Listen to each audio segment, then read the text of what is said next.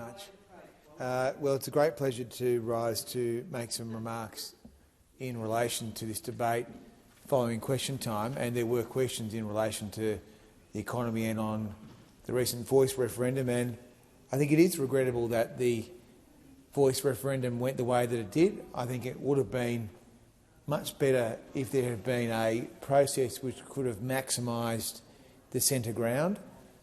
And I think there were many efforts to try and encourage the government to consider whether there were opportunities to have a, for example, long-running committee process that could have looked at different constitutional reform models, that it could have provided an exposure draft bill which could have dealt with a lot of the issues around the detail.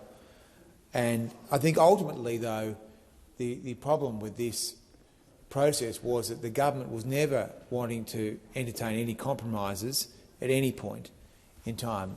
And the failure to compromise to build common ground, I think, has led to the defeat of this referendum. And that, frankly, goes to the government's competence. And I regret to say that running a process that was so important to so many people in such a poor way really does reflect very poorly on the government's ability to run things and to do things. And I think that is disappointing for many Australians, irrespective of how they may vote in prior or future elections. And that is the question now. It's a question of competence. Can this government bring itself together, and can it address the major economic issues on inflation and productivity? Can it address the major issue the country has on housing? Certainly we know that the Housing Australia Future Fund won't do very much to solve the major issues in our cities and towns. And until we get serious on ensuring that the Commonwealth is doing everything it can to drive more supply, because that is going to be the most consequential factor here. More supply by incentivising the states and local governments to provide more dense housing in the cities, to release more land, to ensure that developers are not squatting on land. All of those things are going to be important. Furthermore, there is no reason why we shouldn't let Australians, particularly millennials and Zoomers, to be able to use their own money in superannuation for a first-home deposit. We need to find a way to tilt the scales in favour of younger Australians so that they can also get access to a first home. The greatest determinant of whether or not an Australian will have a successful retirement is whether they have access, or live in, I should say, their own house.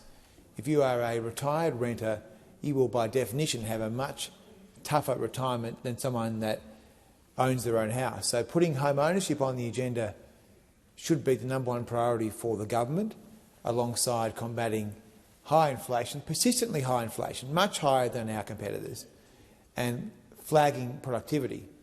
So until we see something that is very serious on housing supply and addressing the demand issue, which for many people, the super issue is a big issue. Now, the reality is that Labor feels so conflicted about superannuation because, of course, the funds and the people that are involved with this sector are so intimately involved with their political movement that they can't see that this is impeding many millennial and Gen Z people from being able to gather the means for a first-home deposit, which is why I very much welcome that we have on our agenda the $50,000 policy, so that people can have 50 grand of their own super for a first home. And I think that policy should be significantly expanded, because it is, after all, the people's money. It doesn't belong to the government or the banks or the unions. And there's no reason that for people that have a large mortgage, they shouldn't be able to use their own money in super as an offset. So these are the sort of solutions, or some of the ideas, that we would want to see the government pursue. Because otherwise, what's the point of being the government? It's all well and good to be the dog that caught the car, but we need to see some serious attention on housing, a bigger effort to rein in inflation, and we need to get the government to at least open the Productivity Commission reports on what they can do to improve productivity. That is the most important thing that the government could do right now.